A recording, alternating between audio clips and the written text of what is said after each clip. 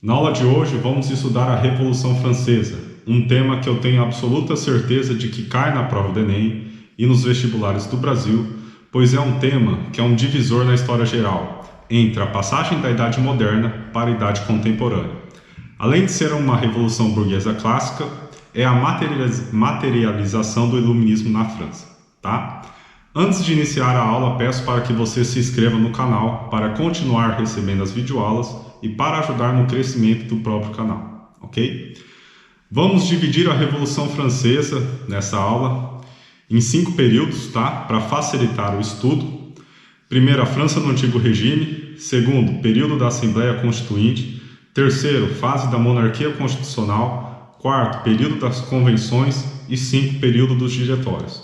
Claro que eu vou falar quais são os períodos mais importantes, os que mais caem, e os períodos que são menos importantes, que menos caem. Vamos estudar, vamos destrinchar os que mais caem e os que menos caem, vamos passar um pouco mais rápido, pois estou aqui para facilitar a vida de vocês, ok?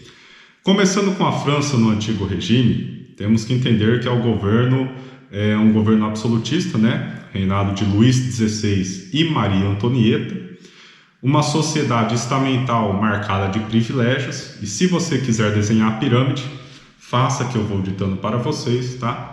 No topo nós temos o primeiro estado, que representaria o clero. Abaixo dele, o segundo estado, que representaria a nobreza. E por último, o terceiro estado, que representaria os camponeses, a burguesia e os trabalhadores urbanos, tá? Tem que ficar bem claro que a burguesia, ela jamais quis revolucionar a situação como um todo, tá? Ela queria simplesmente privilégios para si mesma, ok? E o que estava acontecendo no contexto nessa época? Nós tínhamos um contexto de crise econômica muito grande. Por quê? Tinha muitas guerras acontecendo, tá? Colheita indo muito ruim, baixa colheita na década de 1780, e gastos excessivos com a corte, tá? Com uma sucessão de ministros, com destaque para John Necker, tá? Que ele propôs a universalização dos impostos, e essa universalização dos impostos gerou a chamada Revolta dos Notáveis, que foi uma leve oposição contra o rei ali, tá? E essa universalização dos impostos não foi aceita, ok? Tivemos então a convocação dos Estados Gerais, que é basicamente uma reunião dos deputados dos 3 estados, tá? É importante destacar também que não há um sentimento anti-absolutista nessas convocações dos Estados Gerais, porém há uma discordância no sistema de votos, e anote com todas as cores, porque já vi isso caindo em prova, tá, galera? Qual que é o problema que nós temos aqui? O primeiro e o segundo estado, clero e a nobreza, respectivamente, eles queriam voto por estado, pois assim eles sempre iriam ganhar do povo. Perceba-se que iria ficar 2-1, 2 votos contra 1. Já o terceiro estado, ele queria voto por cabeça, pois o número de pessoas era muito maior comparado ao primeiro e segundo estado.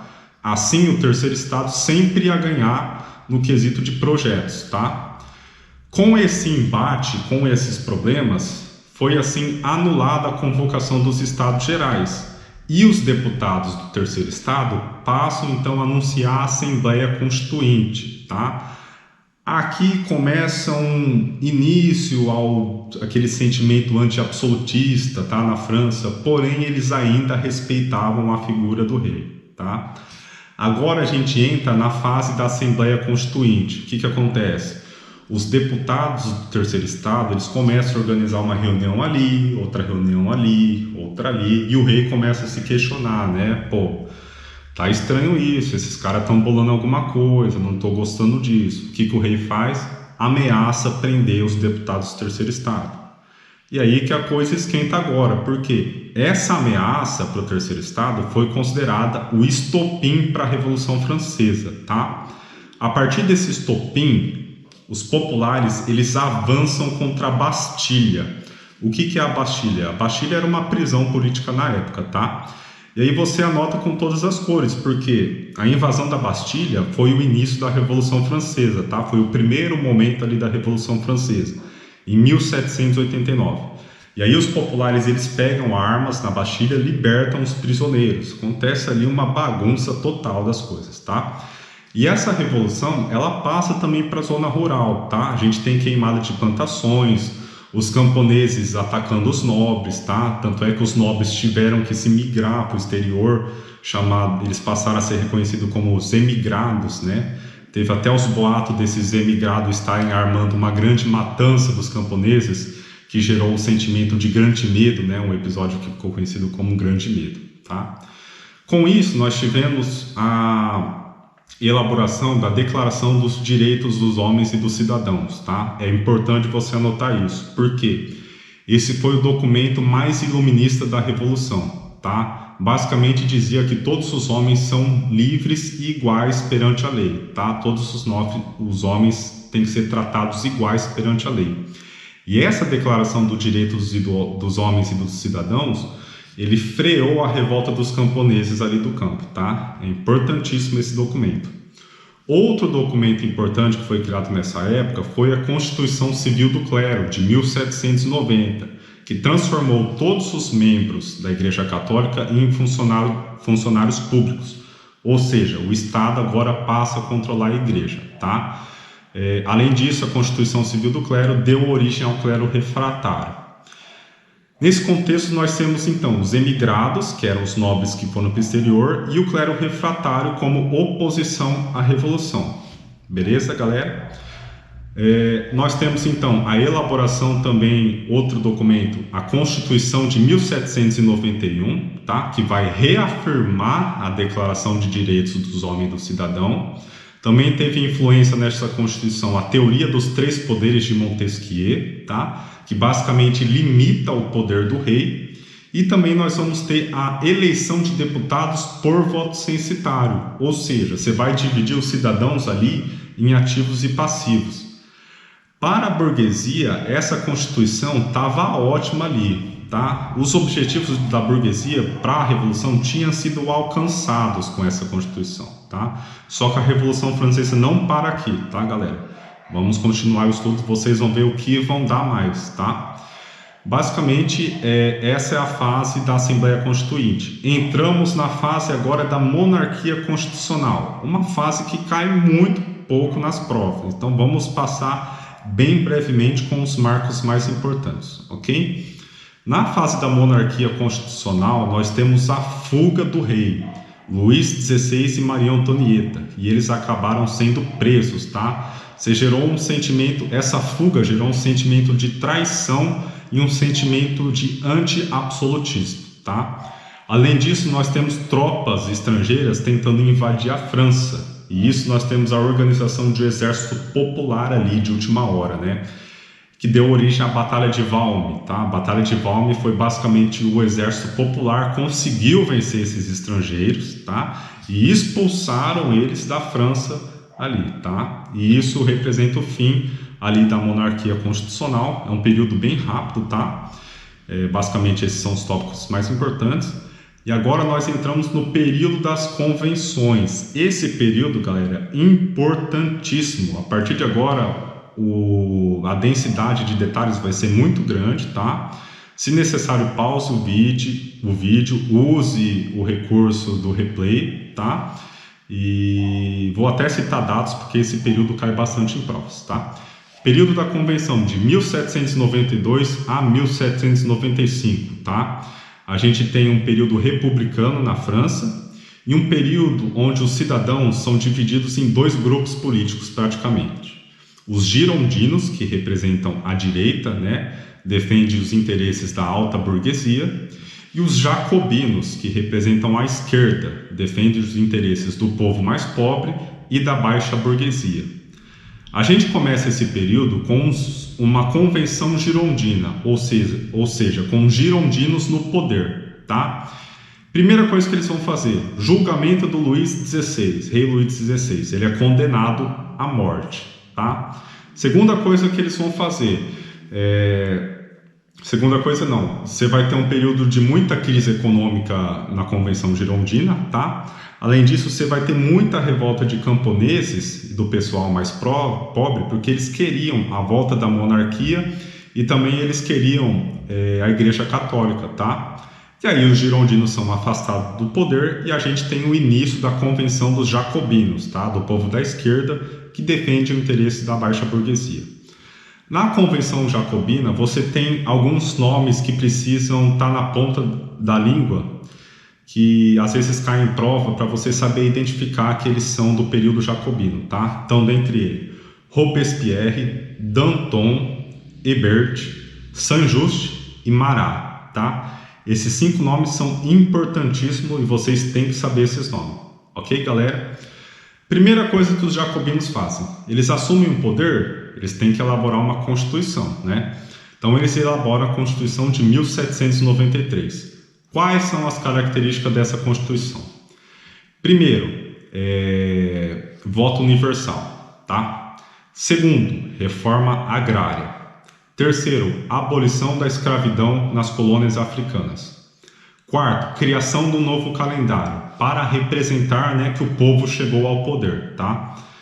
E também essa Constituição ela é conhecida como calendário do ano 2 ou Constituição do ano 2, ok? E quinto característica, a lei do tabelamento, né, que garante basicamente o poder de compra dos cidadãos. O que acontece? Essa Constituição de 1793, ela prejudica muito os girondinos, né? E aí os girondinos insatisfeitos, eles vão lá e assassinam Marat, né, que é um dos nomes que eu falei que vocês precisam saber. E aí os jacobinos falam, pô, esses caras tão loucos, né? Eles pegam e assassinam uns de nós, aí não dá, né? E aí os jacobinos bravos, eles dão início ao período de terror, né? O próprio nome já dá para saber o porquê do nome, né? O período de terror foi um momento de poder mais concentrado dos jacobinos, né? Basicamente, quem fazia oposição ao governo era executado. Tal violência foi tão grande que Danton, né, um próprio jacobino, falou assim, galera, vamos com calma, a violência está grande, a gente vai perder apoio do povo, não é assim que as coisas devem ser. Aí os jacobinos falaram, pô, você está contra a gente também? Foram lá e mataram um próprio jacobino, tá? Um próprio governante do lado deles, para vocês verem tal tamanho a violência que foi essa época do período de terror, tá? Violência foi tão grande que aconteceu o que Danton falou, tá? Jacobinos perderam o apoio do povo mais pobre, tá? O povo passou a apoiar os girondinos. Girondinos conseguem voltar ao poder e isso deu o nome de Reação Termodoriana. Reação Termodoriana foi os girondinos de volta ao poder. De volta ao poder eles falam, não, agora chegou a nossa vez de perseguir os jacobinos, tá? Inicia uma perseguição violenta aos jacobinos. Eles conseguem capturar Robespierre, tá? Eles vão e executam Robespierre na guilhotina, ok, galera? Além disso, eles elaboram uma Constituição, a Constituição de 1795, tá? Eles pegam e anulam tudo que a Constituição de 1793 fala, né? Eles pegam e passam a caneta e tudo. E eles aprovam a escolha de 5 membros, 5 diretores para a função do cargo de executivo, tá? E isso dá início ao próximo período, que é o período dos diretores, tá? Que vai de 1795 a 1799. Então vai, período dos diretores, a gente tem os girondinos no poder novamente, tá? Só que o que acontece? A gente tem muitas lutas políticas, muitas lutas sociais contra esses girondinos. Quem participam dessas lutas? Primeiro, os próprios jacobinos, né? Segundo, alguns monarquistas. Terceiro, estrangeiros. E quarto, uma classe que são denominadas sans-culottes, né? Os sans-culottes, eles tinham uma ideia que se chamava de conspiração dos iguais. Eles podem ser considerados como base do proto-socialismo, né? Uma raiz ali do socialismo. E aí os girondinos falam, não, a gente vai perder o poder novamente, a gente tem que fazer alguma coisa, a gente tem que fazer uma manobra.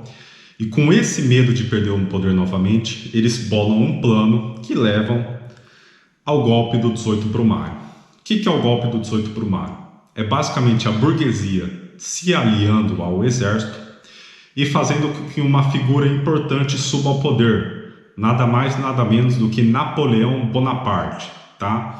Então anotem com todas as cores, golpe do 18 Brumário, Napoleão Bonaparte sobe ao poder e isso põe ao fim, dá ponto final à Revolução Francesa.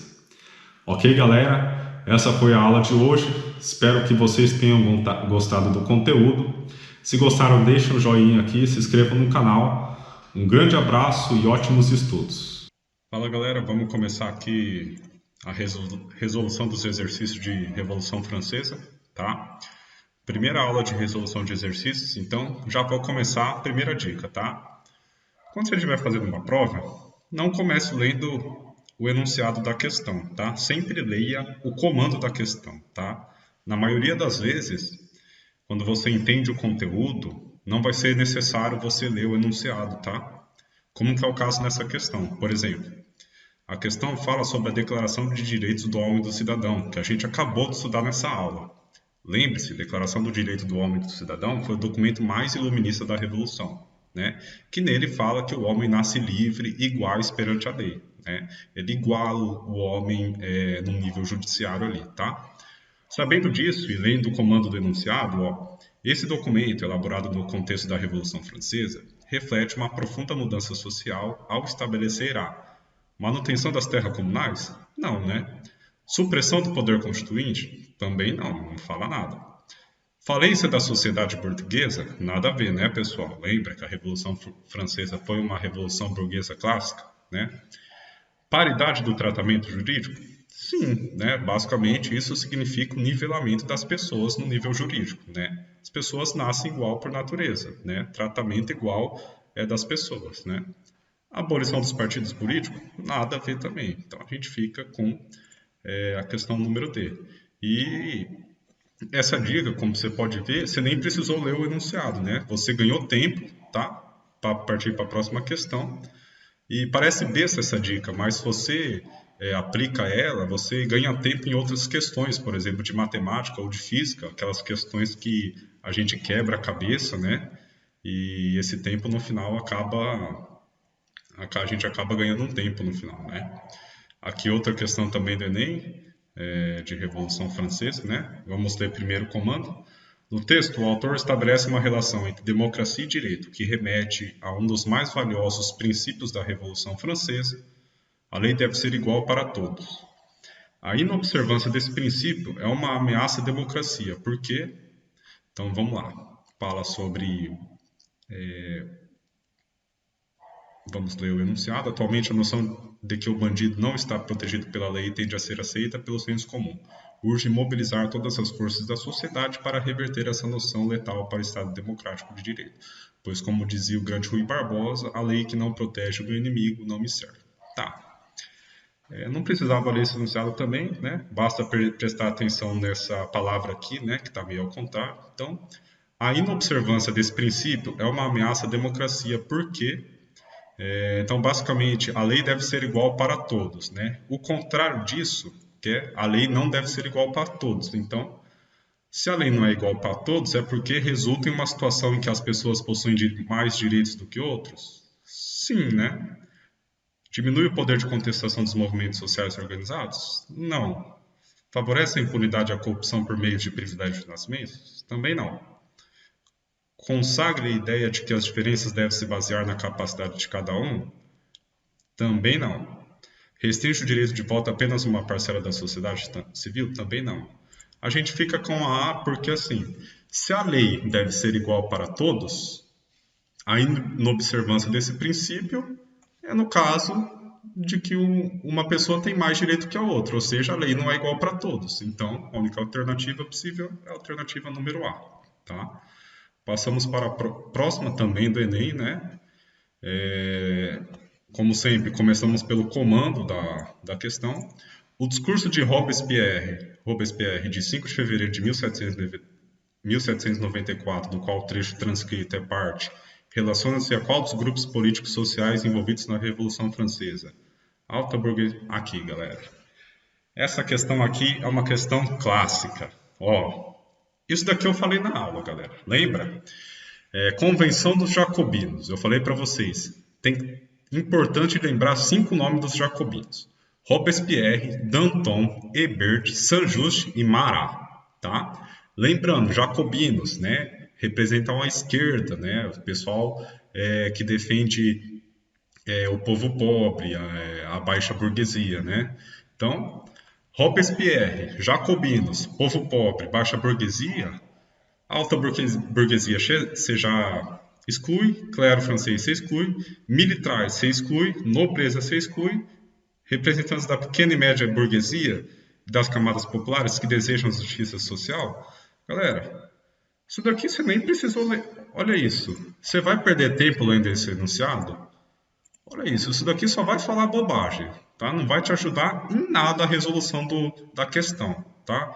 Essa questão aqui, galera, você sabendo a dica que eu falei, vou pegar um papel aqui, ó.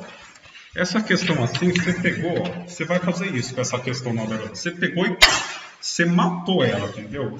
Se você não quiser fazer isso na hora da prova, se você achar muito invasivo, você pega e dá uma risadinha, entendeu? Na hora da prova. Que o pessoal que estiver do seu lado você vai desestabilizar ele, tá? A concorrência você vai desestabilizar uns 5 na concorrência na hora que você fizer isso, tá? Você viu, você não precisou nem ler o enunciado, você já matou a questão ali só na dica que eu te falei, né? Lembra dos 5 nomes ali dos jacobinos, tá? Passar para a próxima aqui. Questão dada, galera. É assim mesmo, né? Ó, vamos sempre começar pelo comando da questão, né? Considerando o texto acima acerca da independência dos Estados Unidos e da Revolução Francesa, assinale a opção correta, tá? Já estudamos a independência dos Estados Unidos do canal, então vamos resolver essa questão também, tá? Vamos ler o enunciado, porque envolve outro assunto a não ser a Revolução Francesa. Em 4 de julho de 1776, as 3 colônias que vieram inicialmente constituir os Estados Unidos da América declaravam sua independência e justificavam a ruptura do pacto colonial. Em palavras profundamente subversivas para a época, afirmavam a igualdade dos homens e apregoavam como seus direitos inalienáveis o direito à vida, à liberdade e à busca da felicidade. Afirmavam que o poder dos governantes, aos quais cabia a defesa daqueles direitos, derivava dos governados. Esses conceitos revolucionários que coavam o iluminismo foram retomados com maior vigor e amplitude 13 anos mais tarde, em 1789, na França. Considerando o texto acima acerca da independência dos Estados Unidos e da Revolução Francesa, assinar a opção correta. Vamos lá. A independência dos Estados Unidos e a Revolução Francesa integravam o mesmo contexto histórico, mas baseavam em princípios e ideais opostos? Não, né, galera? Agora o texto ajuda sim, tá? O próprio texto fala que o iluminismo influenciou os 2 movimentos, tá? Você já exclui aqui a A. O processo revolucionário francês identificou com o movimento de independência norte-americano no apoio absolutista esclarecido? Não, né, galera? A gente sabe que o iluminismo, ele tem como base, um dos princípios do iluminismo, é acabar com o absolutismo, tá? Inclusive, tem uma aula de iluminismo no canal, assista ela se você puder, tá? E a Revolução Francesa é a própria materialização do iluminismo na França, ok, galera? Tanto nos Estados Unidos quanto na França, as teses iluministas sustentavam a luta pelo reconhecimento dos direitos considerados essenciais à dignidade humana? Provavelmente essa daqui, tá? Por ter sido pioneira, a Revolução Francesa exerceu forte influência no desencadeamento da independência norte-americana? Nada a ver, galera. Essa daqui se elimina pelo texto também. A independência norte-americana aconteceu antes, 1776. No início do texto aqui fala já, ok? Ao romper o pacto colonial, a Revolução Francesa abriu caminho para a independência das colônias ibéricas situadas nas Américas? Também não, veio antes, tá, galera? Então a gente fica com a alternativa número C, beleza? Partindo para a próxima, essa daqui tem um texto associado. Não vamos fazer essa daqui porque é uma das próximas aulas do canal, tá? Revolução Industrial. Pessoal, essa foi a primeira aula de resolução de exercício do canal. Preciso que vocês deem um feedback para mim, se vocês querem que eu continue. Se vocês gostarem, eu faço vídeo de resolução de exercício de todos os vídeos que foram postados no canal até agora, tá? Só deixe no comentário se vocês querem ou não. Grande abraço para vocês e ótimos estudos!